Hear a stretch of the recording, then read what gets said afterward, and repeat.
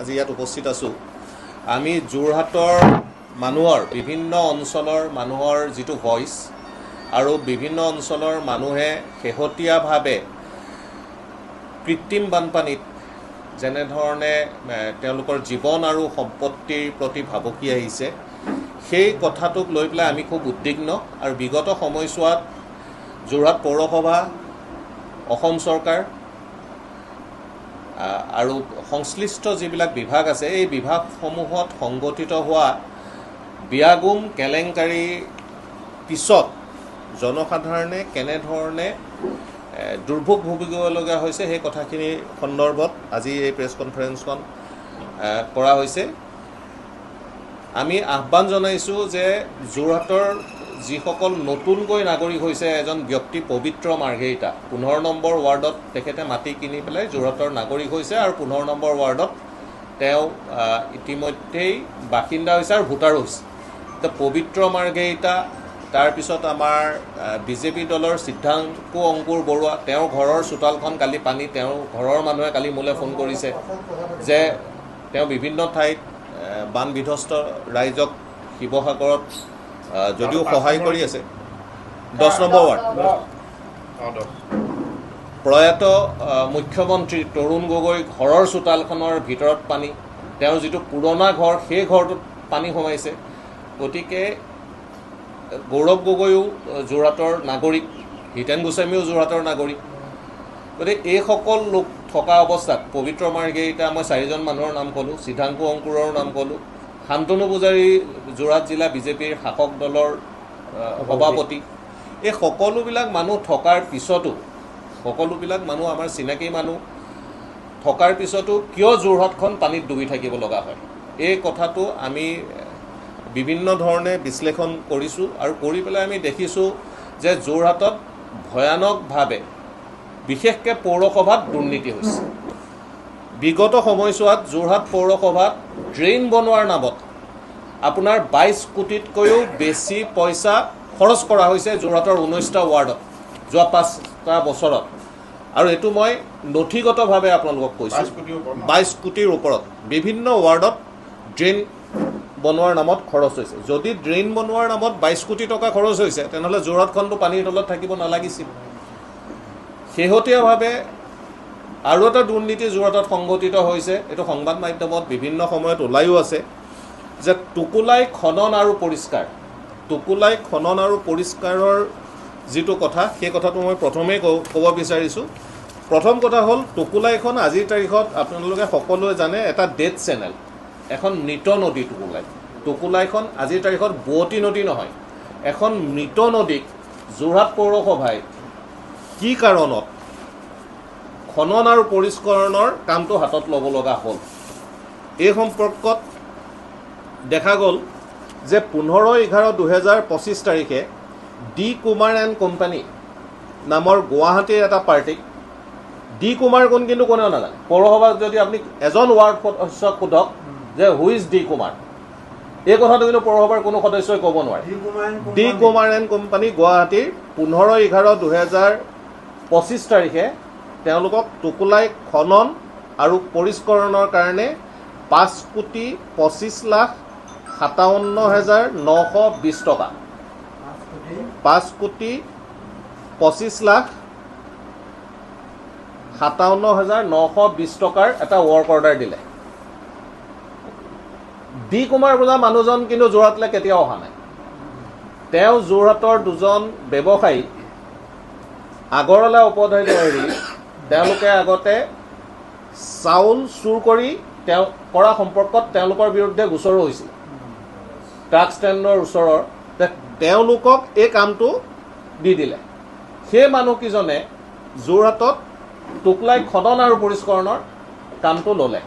এতিয়া খনন আৰু পৰিষ্কৰণত কি আছে যিটো আমি এষ্টিমেট চালোঁ, এষ্টিমেটটো চাই পেলাই দেখা গ'ল যে তাত 6 ফুট দীঘল তললৈ খান্দিব লাগিব, 6 ফুট বহলকৈ খান্দিব লাগিব আৰু 6 ফুট তললৈ খান্দিব লাগিব, মানে 6 ডায়েমিটাৰত কামটো হ'ব লাগিব।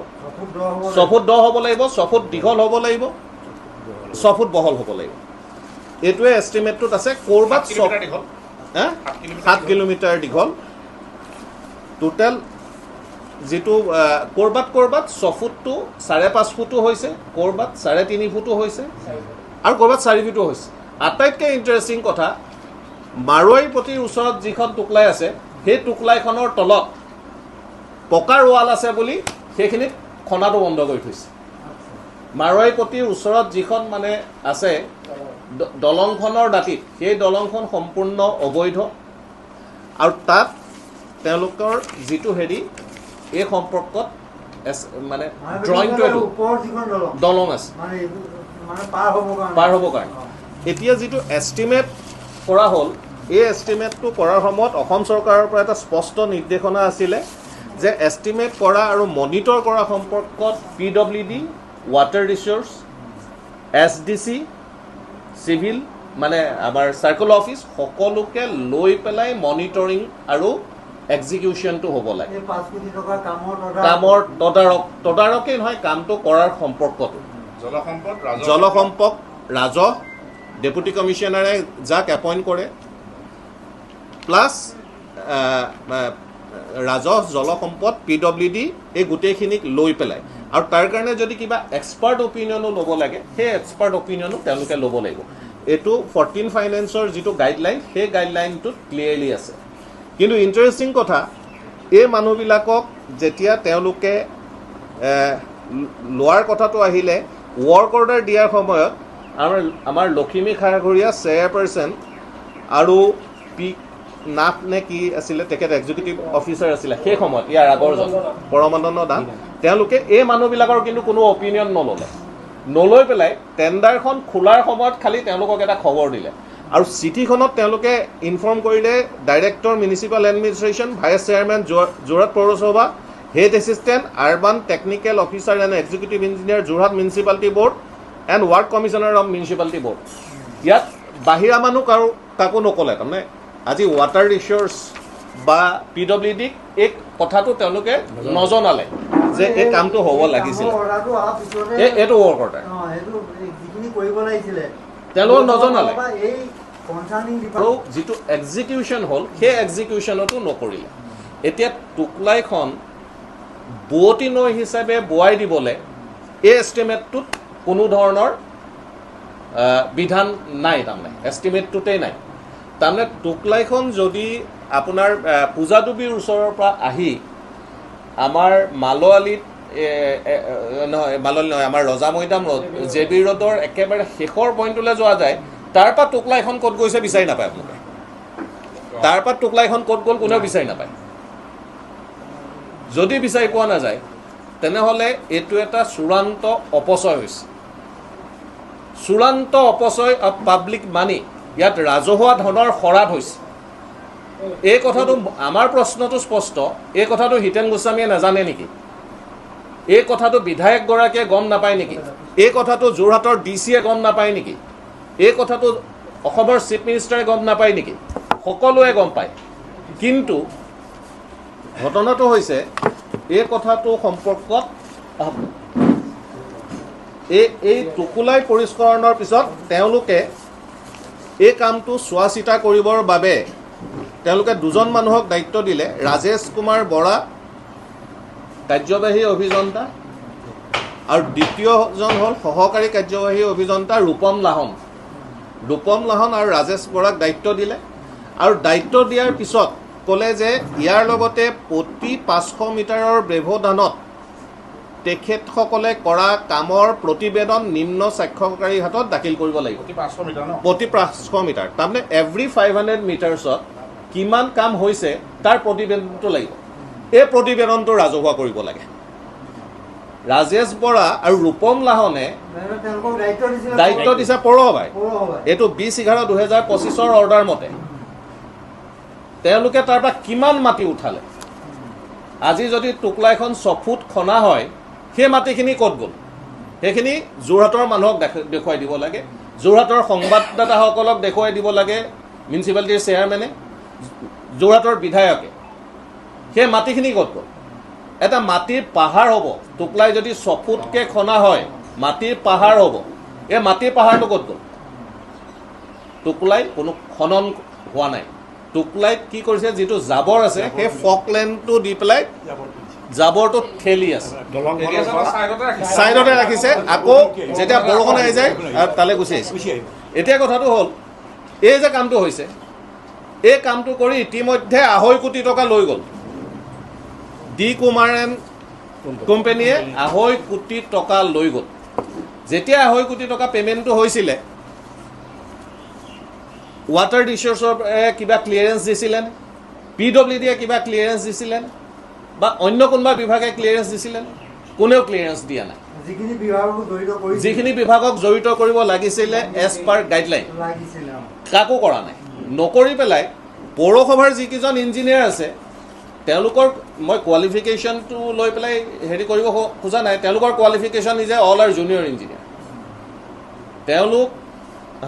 তেওঁলোক হ'ল জুনিয়ৰ ইঞ্জিনিয়াৰ। তাতকৈ আজি নদী এখনৰ যেতিয়া খনন কৰা হয়, সেই খননৰ প্ৰক্ৰিয়াটো অসম চৰকাৰৰ মূল বিভাগটোৱে হ'ল জলসম্পদ। আজি জলসম্পদক পৌৰসভাই কিয় নকৰিলে? জলসম্পদক জড়িত নকৰাৰ কাৰণটো এইটোৱেই। আৰু যদি জলসম্পদে এই সম্পৰ্কত ন' অবজেকশ্যন দিছে, টুকুলাই খনন হৈছে বুলি জলসম্পদৰ ইঞ্জিনিয়াৰে কয়, তেনেহ'লে সেইটো ৰাজহুৱা কৰিব লাগে।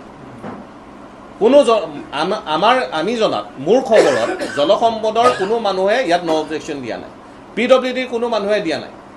আৰু আটাইতকৈ ডাঙৰ কথা, এইটো যদি হৈছে, আপোনালোকে চাব নিয়ম মতে, গাইডলাইন মতে, যিটো 15 ফাইনেন্সৰ গাইডলাইন, তাত স্পষ্টভাৱে এই কথাটো কৈছে। 14 ফাইনেন্স এই গাইডলাইনটো স্পষ্টভাৱে কৈছে,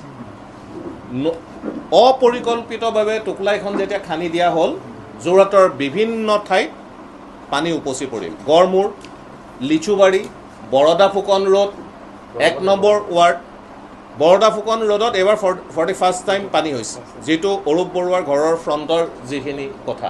কিহৰ কাৰণে হৈছে? টুকলাই পানীটো বেক কৰিছে, টুকলাই পানীটো বহু অঞ্চলত বেক মাৰিছে। এই অপৰিকল্পিত যে খননটো হ'ল, কোনো ছিষ্টেম হেৰি নকৰাকৈ, আৰু মিউনিচিপালিটিৰ চেয়াৰমেনগৰাকী, ৰবি ৰজক বুলি এগৰাকী ৱাৰ্ড কমিশ্যনাৰ, এইবিলাকে ফটো দি থাকে। এই কথাটো আমি পৌৰসভাৰ প্ৰতিজন ৱাৰ্ড সদস্যক কৈছোঁ, মই ব্যক্তিগতভাৱে যিসকলক চিনি পাওঁ। তাৰপিছত পৌৰসভাৰ 12জন সদস্যই, AGP, BJP আৰু কংগ্ৰেছৰ 12জন সদস্যই ইতিমধ্যে মিউনিচিপালিটিত এখন চিঠি দিছে। আৰু সেই চিঠিখনত তেওঁলোকেই কৈছে যে টুকুলাই খনন আৰু পৰিষ্কাৰ কৰাৰ নামত বৰ্তমানলৈকে কামৰ বিনিময়ত পৌৰসভাৰ পুঁজিৰ পৰা কিমান টকা ঠিকাদাৰক পৰিশোধ কৰিলে সেই কথা পৌৰ সদস্যসকলক জনাব লাগে। অজ্ঞাত। টুকুলাই খনন কাৰ্যত প্ৰাক্কলন মতে জলপৃষ্ঠৰ ভূমিৰ পৰা 6 ফুট খনন কৰিব লাগে। এইটো মই কোৱা নাই, এইটো পৌৰসভাৰ সদস্যই কৈ আছে। উক্ত কাৰ্য প্ৰাক্কলন মতে কৰিছেনে? যদি কৰিছে, টুকুলাই জানৰ পৰা উলিওৱা বোকা মাটি ক'ত পেলোৱা হৈছে জনাব লাগে। এইটো পৌৰসভাৰ সদস্যই কৈ আছে, আৰু এইটো নহয় যে কংগ্ৰেছৰ সদস্যই কৈছে, বিজেপিৰ সদস্যই কোৱা নাই। ইয়াত চহী কৰিছে দেৱজ্যোতি শ্ৰুতিগড়, তাৰপিছত আমাৰ প্ৰফুল্ল বৰা, ৰঞ্জিত শইকীয়া, কল্পনা কলিতা বৰা, তনুশ্ৰী দত্ত, নিশা আগৰৱালা, প্ৰশান্ত বৰা, কাবেৰী দত্ত, নাৰায়ণ চন্দ্ৰ দাস, চিমি শৰ্মা বৰুৱা, ইলোৰা বৰদলৈ আৰু মিহিৰ চাহা। ইয়াত সকলো দলৰ মানুহ আছে। তাৰমানে এই কাগজখনেই প্ৰমাণ কৰি দিয়ে, অন্য আমি কোৱা কথাটো নালাগে। এই পৌৰসভাৰ সদস্যসকলে যিটো কুৱেশ্যন কৰিছে পৌৰ সভানেত্ৰীক, এই কথাটোৱে প্ৰমাণ কৰি দিয়ে যে পৌৰসভাত কিমান ডাঙৰ ঘাপলা হৈ আছে। এইটো অকল টুকুলাই কথা ক'লোঁ আপোনাক। টুকুলাইত এতিয়ালৈকে 2.5 কোটি টকা উলিয়াই দিয়া হ'ল 5.44 লাখ টকাৰ কামটো। কিন্তু টুকুলাইৰ ওপৰত যিবিলাক অবৈধ নিৰ্মাণ কাৰ্য হ'ল, টুকুলাইত যিবিলাক মানুহক মাটি দিয়া হ'ল, লিষ্টখন ওপেনে কৈ দিব কোন কোন মানুহক ম্যাদী পটা দিয়া হ'ল টুকুলাইৰ ওপৰত। হিতেন গোস্বামীয়ে, মই একদম স্পষ্টভাৱে কৈছোঁ, হিতেন গোস্বামী MLA হৈ থাকোঁতে যিসকল মানুহক মাটি দিয়া হ'ল, সেই মাটিৰ পৰা যদি টুকুলাই পৰিষ্কাৰ কৰাৰ তোমালোকৰ উদ্দেশ্য আছিলে, টুকুলাইখন ভাল কৰাৰ উদ্দেশ্য আছিলে, কিয় তোমালোকে টুকুলাই মাৰি কিয় তুমি এই মানুহকেইজনক দিলা? তেওঁলোকৰ লগত আমাৰ ব্যক্তিগত একো নাই। মানুহকেইজনৰ নামকেইটা ওপেনে কৈ দিব কোৱা। 1 নম্বৰ হ'ল টোকোলাই মাটি জানৰ মাটি দিয়া খুমচন্দ গাতানী, খুমচান গাতানী, চাদাৰ মল পিতাকৰ নাম, চাদাৰ মল পিতাকৰ নাম। 2 নম্বৰ যুগল কিশোৰ আগৰৱালা, টোকোলাই জানৰ তেওঁক 18 লোচা মাটি দিছে। 18 লোচা দিছে। যুগল কিশোৰ আগৰৱালা, পিতা যুগল কিশোৰক দিলে 462 নং দাগৰ এইটো 11.34 11 লোচা মাটি। তাৰপিছত মালচান গাতানীক দিলে পিতাক যুগল কিশোৰ আগৰৱালাক দিলে 11.34, মালচান গাতানীক দিলে পিতাকৰ নাম গংগা কিশোৰ গাতানী অলমষ্ট একঠা মাটি দিছে। তাৰপৰা দিছে গণেশ মালপানী, পিতাকৰ নাম শ্ৰী মুৰুলী মালপানী, তেখেতক দিছে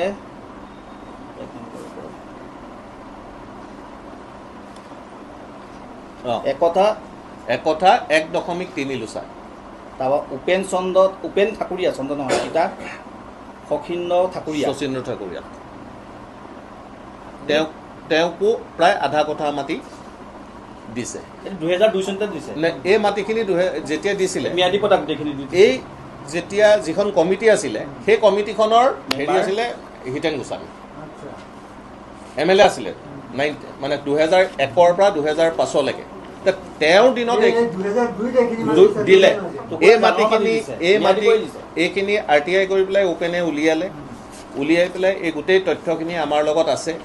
পৰৱৰ্তী সময়ত যেতিয়া টোকোলাই জীয়াই তোলাৰ প্ৰশ্নটো উঠিলে তেতিয়া যোৰহাটৰ মানুহে দাবী কৰিলে, এইটো ইতিমধ্যে আমি বহুতবাৰ কৈছোঁ, যোৰহাটৰ মানুহে দাবী কৰিলে যে টোকোলাইক যিসকল মানুহক মাটি দিয়া হ'ল সেইটো কেঞ্চেল কৰি সেই মাটিখিনি ঘূৰাই আনিব লাগে।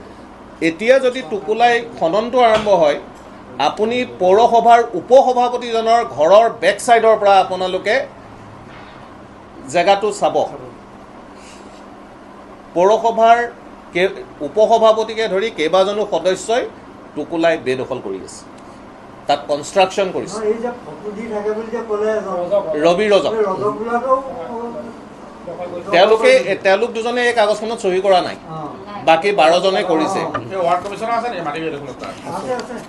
আমি সেইকাৰণে কৈছোঁ আছে নে নাই এই কথাটো জৰীপটো কৰিব লাগিছিলে। আজি জৰীপটো কিয় নকৰিলে? আজি চাৰ্কল অফিচাৰক লৈ জৰীপ কৰাৰ কথা কৈছে 15 ফাইনেন্সৰ গাইডলাইনত। চাৰ্কল অফিচাৰক এই কামটোত কিয় ইনভলভ কৰা নহ'ল? চাৰ্কল অফিচাৰে ক'ব যে মাটি ইমান আছিলে, তাত কিমান বেদখল হৈছে, মইতো ইয়াত গাই থাকি লাভ নাই, অন ৰেকৰ্ড চাৰ্কল অফিচাৰে ক'ব। আজি চাৰ্কল অফিচাৰক কিয় এই কামটোত জড়িত কৰা নহ'ল? এইকাৰণে জড়িত কৰা নহ'ল যে এই যে ঘাপলাটো কৰিব পাৰি। আজি D Kumar and company and যোৰহাটৰ 2জন আগৰৱালা উপাধিৰ যোৰহাটৰ মানুহে নজনাকৈ পৌৰসভাৰ সদস্যই কৈছে আমি একো নাজানো, আমাক জনাব লাগে। ইয়াতকৈ দুখৰ কথা আছে নেকি? পৌৰসভাৰ সদস্যক ৰাখি পেলাই। আৰু এই কথাটো হিতেন গোস্বামীয়ে নাজানে নেকি? হিতেন গোস্বামীয়ে চব জানে, সুধিলে তেওঁ নজনা ভাৰ কৰে। আৰু তেওঁ যেতিয়া মিউনিচিপালিটিলৈ আহে তেতিয়াই আহি পেলাই এই ধৰণৰ কামবিলাক মিউনিচিপালিটিৰ মিটিঙত তেওঁ থকা মিটিংকেইখনত পাছ হৈ যায়। পৌৰসভাৰ সদস্যই কোৱা কথা এইখিনি। এই কথাবিলাক মানুহে চিন্তা কৰিব হ'ল। আজি যোৰহাটত পানী হৈছে এটা অন্যতম কাৰণ হ'ল টোকোলাই। আজি গড়মূৰত যে পানী হৈছে, গৈ পেলাই তেওঁ মিডিয়াৰ আগত কৈছে মই ইয়াত ড্ৰেইনটো বনাব খুজিছিলোঁ, মানুহে মোক ড্ৰেইনটো বনাব নিদিলে, ৰাস্তাটো লাগে বুলি ক'লে কৈছে। কিন্তু টোকোলাইখন বেক মৰাৰ কাৰণে যে পানী হৈছে, টোকোলাই বেদখলৰ কাৰণে পানী হৈছে, টোকোলাইক যে বোৱতী নৈ তোমালোকে কৰি দিব নোৱাৰিলা সেইটো কাৰণে পানী হৈছে, সেই কথাটো তেওঁ নকয়। আৰু তেওঁ কোনো পাব্লিকৰ লগত বহাৰ ইচ্ছা প্ৰকাশ নকৰে। তেওঁ আজিকালি এটা টীম আছে, তোষামোদকাৰী এটা তেওঁৰ টীম আছে, ষ্টাফক আছে, সেই মানুহকেইজনে তেওঁক আজিৰ তাৰিখত নিয়ন্ত্ৰণ কৰে। গতিকে টোকোলাই সম্পৰ্কত যিটো হেৰি হৈছে আমি ডেপুটি কমিশ্যনাৰকো এইটো জনাম, ফাৰ্ডাৰ যাতে কোনো পে'মেণ্ট নহয়। আৰু যিটো 2.5 কোটি টকা পে'মেণ্ট হ'ল, এই পে'মেণ্টটো তৎকালীনভাৱে ঠিকাদাৰৰ পৰা ঘূৰাই আনিব লাগে। আৰু এটা কথা মই আপোনালোকক জ্ঞাতাৰ্থে ক'ব খুজিছোঁ, পৌৰসভাৰ ভিতৰত কেলেংকাৰীটো হয় দুটা ধৰণে, এটা হ'ল টাইট ফাণ্ড, এটা হ'ল আনটাইট ফাণ্ড। আনটাইট যিটো ফাণ্ড, আনটাইট ফাণ্ডত পৌৰসভাৰ সদস্যসকলে জানে, টাইট যিটো ফাণ্ড সেই টাইট ফাণ্ডৰ পইচাবিলাক ডাইৰেক্টৰৰ অফিচৰ পৰা খৰচ কৰিব পাৰে। যোৰহাটৰ অসমৰ মিউনিচিপালিটি এডমিনিষ্ট্ৰেশ্যনৰ যিজন ডাইৰেক্টৰ, সেই ডাইৰেক্টৰজন সেই চকীখনত 6 বছৰ আছে, 6 years।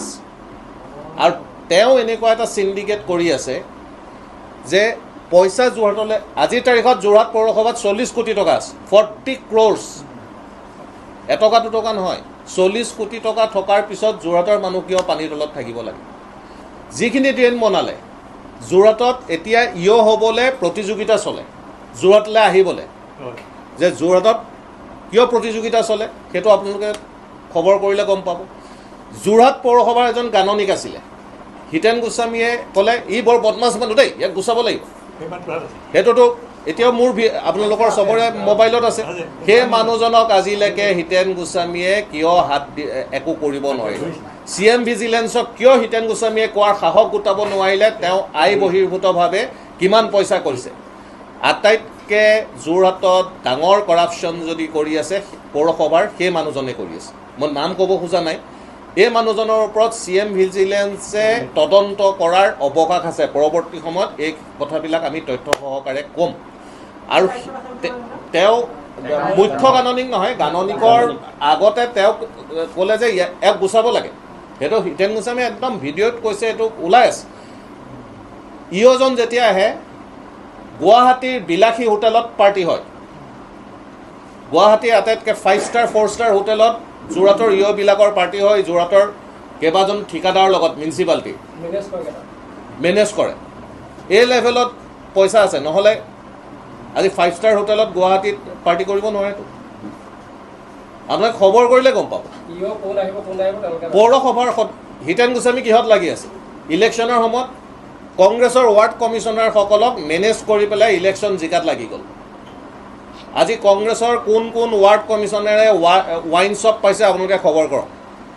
ইলেকশ্যনৰ পিছত কোনে কংগ্ৰেছৰ কোন ৱাৰ্ড কমিশ্যনাৰে ৱাইন শ্বপ পাইছে? এইবিলাক কেনেকৈ সম্ভৱ? মানুহক ইমান বুৰ্বক বুলি ভাবিলেও নহ'ব। যোৰহাটত বালি কেইজনমান ঠিকাদাৰ আছে। পৌৰসভাৰ চেয়াৰমেনে বালি খান্দিবলৈ, পৌৰসভাৰ কামত বালি খান্দিবৰ কাৰণে গোলাঘাট DFলৈ লিখিছে, তাৰ পৰা বালি খান্দিবলৈ অনুমতি দিব লাগে। ভোগদৈ খান্দিবলৈ অনুমতি দিব লাগে, বালি উঠাবলৈ দিছে। পৌৰসভাৰ চেয়াৰমেনে দিছে। আমাৰ ওচৰত কাগজ আছে পৌৰসভাৰ কামৰ কাৰণে। কিমান বালি উঠাই লৈ গুচি গ'ল, বালিৰ চিণ্ডিকেট যোৰহাটত কোনে কৰি আছে? বিজেপিৰ ডাঙৰ ডাঙৰ নেতাৰ, হিতেন গোস্বামীৰ লগত থকা পালি নেতাৰ পুতেকে কৰি আছে। চবেই জানে। হিতেন গোস্বামীয়ে এই খবৰবিলাক নাপায় নেকি? তেওঁ সকলো খবৰ পায়, তেওঁ মৌন হৈ থাকে। তেওঁ ছেফ ডিষ্টেঞ্চত থাকিব বিচাৰে। কিন্তু এই দুৰ্নীতিবিলাকৰ কথা যদি এইটো বিৰাট বেয়া কথা হৈছে, এনেকৈ ক'ব আমি এনকুৱাৰী কৰিম। আৰু আজি তেওঁ এদিন দুদিনৰ MLA নহয় দেই, আজি 25 বছৰ MLA তেওঁ, আৰু 10 বছৰ হাৰিছে। 1991 চনৰ পৰা তেওঁ যোৰহাটৰ ৰাজনৈতিক জীৱনত আছে। যোৰহাটৰ পানীৰ কথা, হিতেন গোস্বামীক নতুনকৈ ক'বলগীয়া নাই। আমাৰ দুৰ্ভাগ্য, আজি মই দুৰ্ভাগ্য বুলি কৈছোঁ, এনেকুৱা ধৰণৰ MLA পোৱাটো দুৰ্ভাগ্য। আমাৰ যোৰহাটৰ মানুহৰ দুৰ্ভাগ্য হিতেন গোস্বামীৰ নিচিনা MLA পোৱাটো। সেইকাৰণে মই অসম চৰকাৰক এটা অনুৰোধ কৰিছোঁ, ব্যক্তিগতভাৱে আৰু যোৰহাটৰ মানুহৰ হৈও, এই পৰৱৰ্তী সময়ত যিবিলাক কাম হ'ব, এই কামবিলাকৰ চোৱা চিতা কৰিবৰ বাবে বেলেগ এজন মানুহ, অভিভাৱক মন্ত্ৰীয়ে হওক বা অন্য কোনোবা মানুহক হওক দায়িত্ব দিব লাগে। হিতেন গোস্বামীৰ তত্ত্বাৱধানত যোৰহাটত আৰু মানুহে পৰিত্ৰাণ পাব বুলি ভাবিব নোৱাৰি। 1 নম্বৰ ৱাৰ্ডৰ পৰা কালি মোলৈ ফোন কৰি কৈছে এই কামখিনি আমি কৰিব লাগিব, অক্টোবৰৰ পৰা আমি আৰম্ভ কৰিম। এতিয়া তোমালোক পানীৰ তলত থাকা, অক্টোবৰৰ পৰা আমি আৰম্ভ কৰিম। আৰু কামটো চাব, যোৰহাটত এজন তেওঁৰ ঘনিষ্ঠ মানুহ আছে, এই চাপৰকে কি নাম, চিৰঞ্জীৱ শৰ্মা। তেওঁ কামটো চাওক। তেওঁৰ সাংবিধানিক পদবীটো কি মোৰ সেইটো কওকচোন। তেওঁৰ এটা সাংবিধানিক পদবী থাকিব লাগিব। টুকুলাই যেতিয়া খনন হৈ আছে, এই কামটোৰ লগত তেওঁ প্ৰত্যেকখন ফটোত আপোনালোকে দেখিব তেওঁ চেয়াৰমেনৰ লগত যায়। টুকুলাই পইচাটো দিওৱাৰ মেইন মানুহজন সেইজন চিৰঞ্জীৱ শৰ্মা একদম লগত থাকে। যিমান টুকুলা ইনস্পেকশ্যন, তেওঁৰ সাংবিধানিক পদবী কি? তেওঁ পৌৰসভাৰ সদস্য, তেওঁ গভৰ্ণমেণ্টে তেওঁক নমিনেট কৰিছে, হিতেন গোস্বামী তেওঁৰ প্ৰতিনিধি নে হুইচি, তেওঁ কৰিব লাগে। যোৰহাটৰ পাৰ্ককেইখন যে চলি আছে, কোনে চলাই আছে? পৌৰসভাই 1 পইচা পাইছে? গান্ধী পাৰ্ক, নেহেৰু পাৰ্কৰ পৰা 1 পইচা পাইছে নেকি আপোনালোকে খবৰ কৰক। কোনে চলাই আছে? এই তেওঁলোকে এটা চিণ্ডিকেট কৰি লৈছে, কৰিলেও কেছ কৰিব নোৱাৰে। তেওঁ চব জানে। আৰু এইখিনি কথাটো মিছা নহয়। আজি পৌৰসভাৰ সদস্যই সুধি আছে টোকলাই হেৰি কথা, তাতে বিজেপিৰ সদস্যই সুধি আছে কিমান পইচা দিলা। পৌৰসভাৰ সদস্যই, মই আপোনাক দেখাইছোঁ, পৌৰসভাৰ সদস্যই মানে মোলৈ ভিডিঅ' পঠাইছে যে মানে কেইটামান ৱাৰ্ডৰ যে আমি মানে মানুহক কি উত্তৰ দিম। এইটো হ'ল পৌৰসভাৰ সদস্যৰ মানে হেৰি কাৰণে লায়েবল, তেওঁলোকো আনচাৰেবল। এতিয়া এই কথাটো যেতিয়া তেওঁলোকক আমি ক'লোঁ, তেতিয়া ময়ে তেওঁলোকক ক'লোঁ যে যদি তোমালোকে এনেকুৱা কথা নাজানা তেনেহ'লে তোমালোকে প্ৰশ্ন সোধা পৌৰসভাক, নাজানো বুলি কোৱা। তেতিয়া তেওঁলোকে এই চিঠিখন দিছে। আমি CM ভিজিলেন্সৰ দাবী জনাইছোঁ, মুখ্যমন্ত্ৰীয়ে দায়িত্ব লওক, যোৰহাটৰ নাগৰিকৰ লগত মুখ্যমন্ত্ৰীয়ে কথা পাতক। প্ৰয়োজন সাপেক্ষে পবিত্ৰ মাৰ্ঘেৰিটা যোৰহাটৰ প্ৰতি তেওঁ ইণ্টাৰেষ্ট দেখুৱাইছে, তেওঁক দায়িত্ব দিয়ক, বেলেগ কাৰোবাক দায়িত্ব দিয়ক, আমাৰ কোনো আপত্তি নাই। কিন্তু আমাৰ আপত্তি, মোৰ আপত্তি এইটোৱে ব্যক্তিগতভাৱে, হিতেন গোস্বামীক দায়িত্ব দিলে যোৰহাট কিন্তু অন্ধকাৰ। 25 বছৰ যোৰহাটে হিতেন গোস্বামীৰ পৰা কি পালে কি নাপালে এইটো হিচাপ কৰিব লাগিব। ইলেকশ্যনত কাৰোবাক মদৰ দোকান দি জিকিব পাৰি, কিন্তু পাব্লিকৰ মন মানে তেওঁ জয় কৰিব নোৱাৰিলে, দুৰ্ভাগ্যজনক কথা।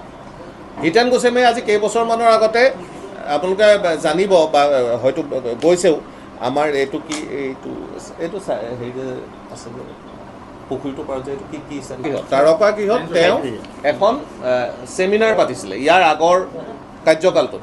আৰু সেই ছেমিনাৰটোত তেওঁ কৈছিলে যে ৰিম'ট চেন্সিঙৰ দ্বাৰা যোৰহাটৰ যিটো বানপানীৰ কথা সেইটো আমি ছাৰ্ভে কৰা।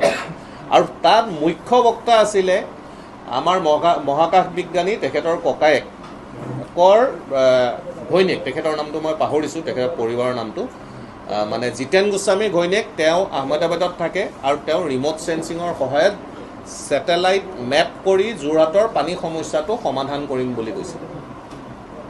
সেই ৰিপৰ্টটো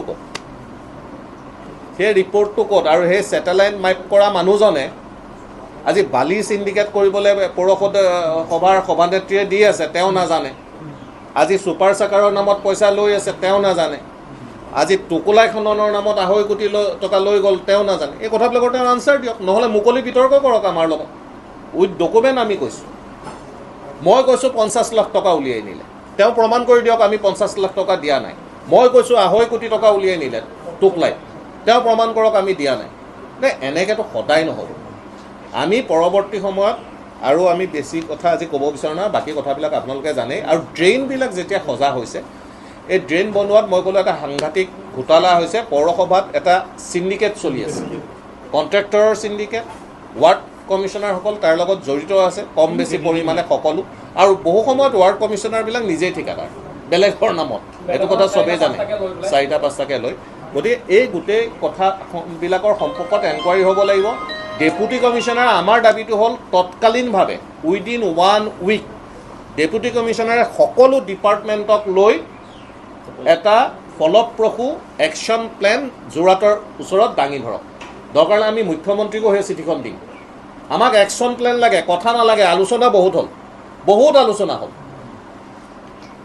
তেওঁ গৈ এতিয়া আলোচনা কৰি আছে ৱাৰ্ডবিলাকত। মানুহবিলাকে মুখৰ আগত ক'বলৈ বেয়া পায়, বহু সময়ত আলোচনা কৰি আছে। আৰু আলোচনা কৰি উঠি কয় চিৰঞ্জীৱ আহিব, চিৰঞ্জীৱে চাই দিব। 1 নম্বৰ ৱাৰ্ডত কৈছে, কালি 1 নম্বৰ ৱাৰ্ডৰ মানুহে মোলৈ ফোন কৰিছে। গতিকে এই কথাটো হ'ব নালাগে। আমাক একশ্যন প্লেনটো যোৰহাটৰ মানুহক এসপ্তাহৰ ভিতৰত ক'ব লাগে। যোৰহাটৰ মানুহক ইয়াত সকলো ঐক্যবদ্ধ হ'ব লাগে। ইয়াততো যেতিয়া বানপানী আহিব কংগ্ৰেছ বিজেপি বুলি নাহে, হয় নহয়, হিন্দু মুছলমান বুলি নাহে। গতিকে বানপানী যদি আহে এনেকুৱা ধৰণৰ কথা হয়। আৰু লখিমী খাৰঘৰীয়া আমি ভাবিছিলোঁ খুব ভদ্ৰ মানুহ, উচ্চ শিক্ষিতা, MSc পাছ মানুহ তেখেত। আমি ভাবিছিলোঁ যে যোৰহাটৰ কাৰণে যথেষ্ট কাম হ'ব, হেৰি হ'ব। কিন্তু পিছত যেতিয়া দেখিলোঁ কাৰবাৰবিলাকতো এইটো আচৰিত। তেওঁকো মই সকীয়াই দিছোঁ আজি। যিজন আছে তেওঁ কেনেকৈ এই বিলকেইখন পাছ কৰিলে এই সম্পৰ্কত তেওঁৰ ওপৰতো কিন্তু কেছ হ'ব। যিজন ইঅ' আছে তেওঁ কিন্তু যোৰহাটত এনেকৈ চলিব নোৱাৰিব। কল্লোল ডেকা, মই নাম ধৰি কৈছোঁ, কল্লোল ডেকা আপুনি এনেকৈ যোৰহাটত চলিব নোৱাৰিব।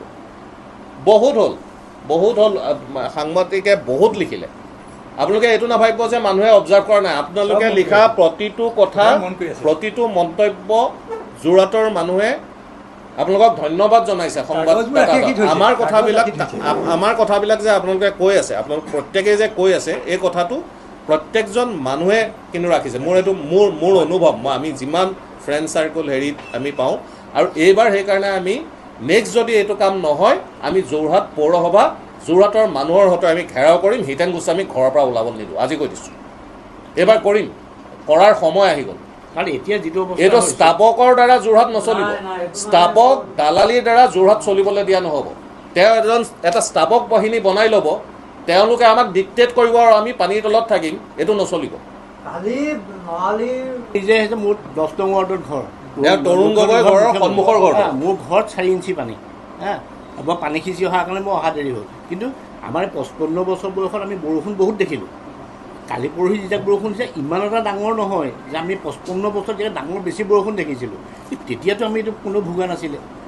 ইমান পইচা খৰচ কৰাৰ পাছত মানুহ এতিয়া ভুক্তভোগীহে বাঢ়িলে। এতিয়া কালি পৰহিটো ৰজামৈদামৰ যিটো অৱস্থা, অকল অনলি বিকজ অফ টুকলাই গোটেই পানীটো বেক মাৰিছে। 1 নম্বৰ ৱাৰ্ডত যিটো অৱস্থা হৈ আছে, টুকলাইখন আহিছে চিনেমা বাগানৰ চপাহে আহিছে।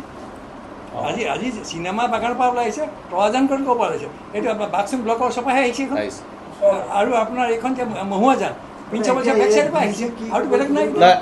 আমি এই গোটেই কথাবিলাকৰ ওপৰত ডেপুটি কমিশ্যনাৰক আমি এটা এনকুৱাৰী কৰিবলৈ আমি আহ্বান জনাম। আমি আজি স্মাৰক পত্ৰখন আমাৰ ৰেডি নহ'লে হ'ব সেইখন। আৰু টুকলাই সম্পৰ্কত তদন্তৰ দাবী জনাম, কিন্তু পাব্লিক মানি এনেধৰণে অপচয় হ'বলৈ দিয়া নহ'ব। আৰু মুখ্যমন্ত্ৰীৰ আমি হস্তক্ষেপ বিচাৰিছোঁ। ইয়াত কোনো হিতেন গোস্বামী হস্তক্ষেপ বিচৰা, হিতেন গোস্বামী কোনো কথা কৈ লাভ নাই। তেওঁ এনেকুৱা ধৰণৰ কথা কয়, মোৰ ঘৰৰ মানুহ, মই শিক্ষিত পৰিয়ালৰ মানুহ, সেইকাৰণে মোক মানে পলিটিক্স কৰিবলৈ, তোমাক পলিটিক্স কৰিবলৈ মানুহে মাতি অনা নাই নে? যদি তুমি পলিটিক্স কৰিছা, বিধায়ক হৈছা, তুমি দায়িত্ব ল'ব লাগিব। তুমি দায়িত্ব নল'বা আৰু এনেকুৱা ধৰণৰ কথা ক'ব, যোৰহাটত মানুহ নমৰাটো ভাল কথা। আৰে সৌভাগ্য বুলি কৈছে। ইয়াতকৈ দুৰ্ভাগ্যজনক এজন বিধায়কৰ মুখত এনেকুৱা ধৰণৰ কথা হ'ব লাগে নেকি? গোটেই মানুহে, অসমৰ মানুহে ফোন কৰি কৈ আছে, মানুহক জীয়াই ৰাখি পেলাই মৰি আছে মানুহ। এনেকুৱা ধৰণৰ কথা কয়। মই বেছি হেৰিত নাযাওঁ। ছেকেণ্ড কথাটো হ'ল ছুপাৰ চাকাৰ বুলি এটা বস্তু ওলালে যোৰহাটত।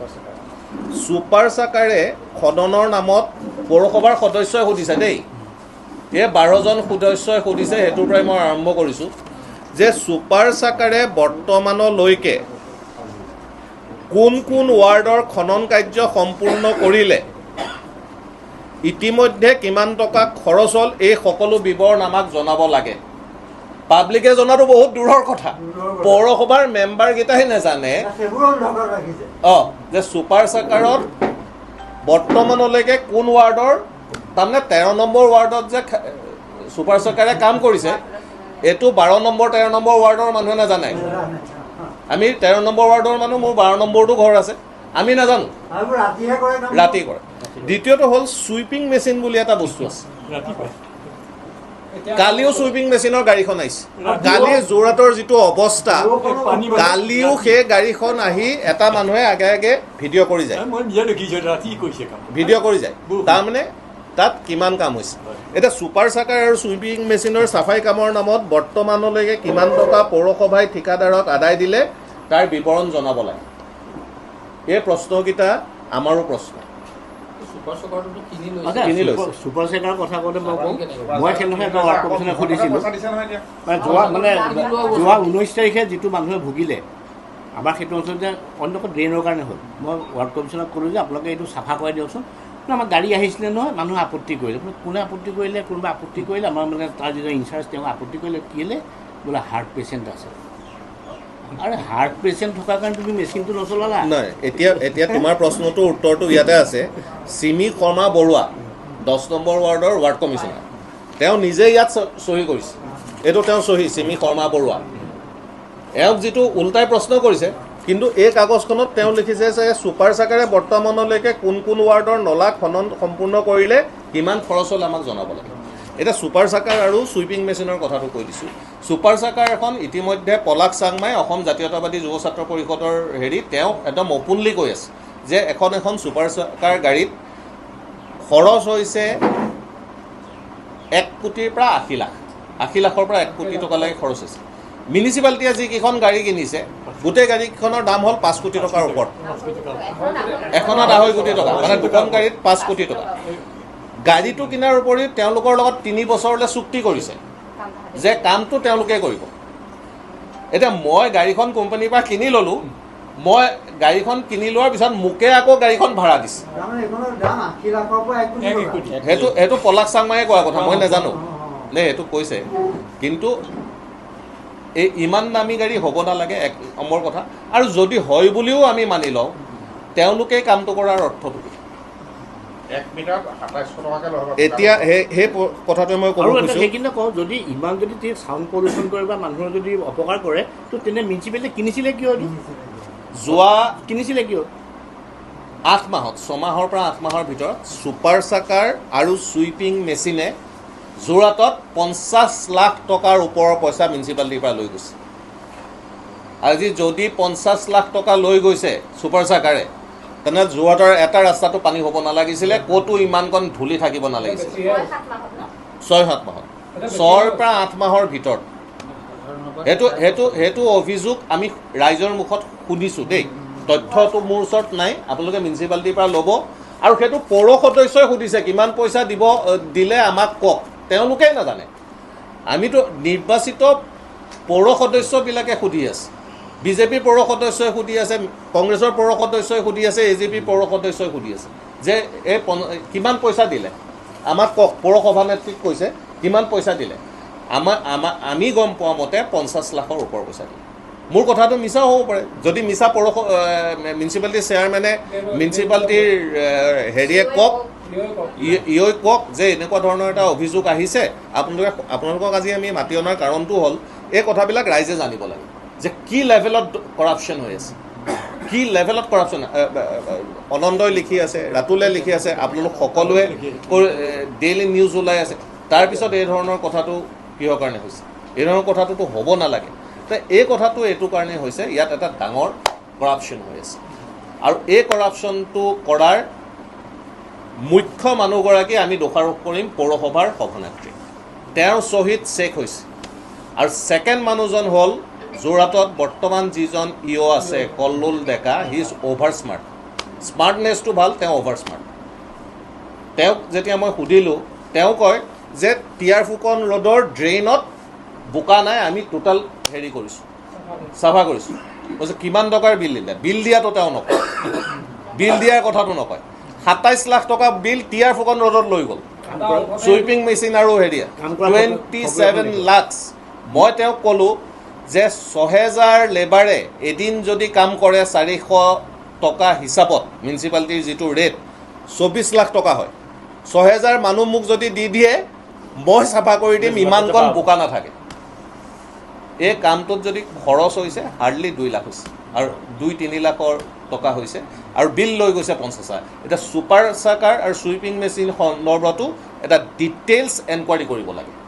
এইটো এনকুৱাৰী কৰিব লাগে, ইমিডিয়েটলি এইটো বন্ধ কৰিব লাগে, কিয়নো ইয়াত দুৰ্নীতি হৈ আছে। ইয়াত টেকন'লজি ইউজ কৰি যদি বোকা গ'লহেঁতেন সেইটো বেলেগ কথা। আৰু কেনেকৈ হৈ আছে সেইটো মই এতিয়া দীঘলীয়া হ'ব সেইকাৰণে নকওঁ। তাত মিউনিচিপালিটি কোনো মানুহ নাথাকে, কোনো মানুহ নাথাকে। যেতিয়া কামটো চলে কোনো মানুহ নাই। মই ৰাতি 11:30-12 বজাত মিউনিচিপালিটি চেয়াৰমেনক ফোন কৰিছোঁ। ৰাজীৱ গগৈ নে কি, নহয় কি গগৈ নে কি এজন ইঞ্জিনিয়াৰক দায়িত্ব দিয়া আছে বুলি কৈছে। ৰোহন ৰোহন গগৈটো তাত নাই। মই কৈছোঁ ইয়াত যে আপোনালোকে জাবৰটো উঠাইছে বা হেৰি উঠাইছে, তেনেহ'লে এই বোকাখিনি ক'ত? বোকাখিনি মেজাৰ কৰা ইয়াত কি ইনষ্ট্ৰুমেণ্ট আছে? মইতো ইঞ্জিনিয়াৰ নহয়, তথাপিতো বোকাখিনি মেজাৰ কৰিবলৈ এটা ইনষ্ট্ৰুমেণ্ট লাগিব, নালাগিব? কিমান বোকা চাক কৰিলে বোলে সেইটো নাই। অকল পানীটো সিঁচি দিছে, ওপৰৰ পৰা পানীটো লৈ গৈছে, আৰু লৈ গৈ পেলাই 50 লাখ টকা বিল লৈ গৈছে। পানী এতিয়া চোৱা, ড্ৰেইন যিখিনি বনালে, এইটোত আকৌ মই পৌৰ সদস্যসকলকো ক'ম ড্ৰেইনত যিখিনি ড্ৰেইন বনালে তাত কিন্তু ড্ৰেইন বনোৱাত কোনো পৰিকল্পনা নাই। ক'ৰবাত যদি ওখকৈ বনাইছে, ক'ৰবাত তলকৈ বনাইছে, ক'ৰবাত যদি পানীটো এনেকৈ যাব লাগে সেইটো ওল্টাকৈ বনাইছে। এই কথাটো কিহৰ কাৰণে হৈছে? এতিয়া যোৰহাটৰ সমগ্ৰ যোৰহাট আজি বুৰি আছে। আজি নৱালী কথাটো তেখেতে ক'ব, মই মাতি আনিছোঁ। নহয়, আপুনি নৱালী কথাটো কওক। নৱালী আজি কিয় ডুবি গৈছে আৰু মানুহে কৈ হাৰি গৈছে, আমি কাক ক'ম? এতিয়া মই কৈছোঁ বাৰু নৱালী শব্দটোকে নৱালী ক্লাব ৰোড যিটো এটা অঞ্চল হৈ আছে সেই বিষয়ে কওঁ যে নৱালী 2004 চনত বনাইছিল। নৱালী 4 চনত প্ৰথম অৱস্থাত মই সুধিছিলোঁ যে ইঞ্জিনিয়াৰ যে আপোনালোকে গ্ৰেজুৱেটিং মতে কৰিব নকৰে, ঢাল যিটো পানী ঢাল বোলে কৰিম, এতিয়া ৱালত মাৰ্কিং কৰিব নকৰে বোলে কৰিম। সেই সময়ত যিজন এছ অ' আছিল শইকীয়া বুলি ভাল মানুহ আছে, তেনেকুৱা মানুহক এৱাৰ্ড দিব লাগে, কৰিছে। আজি পানী হোৱা নাই নৱালীত। এতিয়া গ্ৰেজুৱেটিং কৰিলে আপুনি যিটো এইটো ঘূৰি আহি ৰাস্তা বুলি কয় জিম আপুনি এতিয়া কিয় বুজাই দিলে তাইটো 3.1 মিটাৰ গ্ৰেজুৱেটিং বঙালগুৰিলৈকে, তাত কিন্তু সেই নৱালীত আজি পানী নাই কাৰো ঘৰত। ঢাল মানে কৰাৰ কাৰণে পানী নাই। এতিয়া ক্লাব ৰোডত পানী হৈছে, মই বুজাই দিছোঁ। সেইটো ঢাল মই ধৰাৰ কাৰণে লিখিলে কৰিলে, কিন্তু ডাঙৰ কাম কি কৰিলে এতিয়া যে আজি এতিয়া ইয়াতো হৈছে আপোনাৰ ফ্লাইঅভাৰ বুজি মই দেখিছোঁ, চব চাইছোঁ। যিকোনো খবৰ আৰু বিজ্ঞাপনৰ বাবে যোগাযোগ কৰক 7896121996।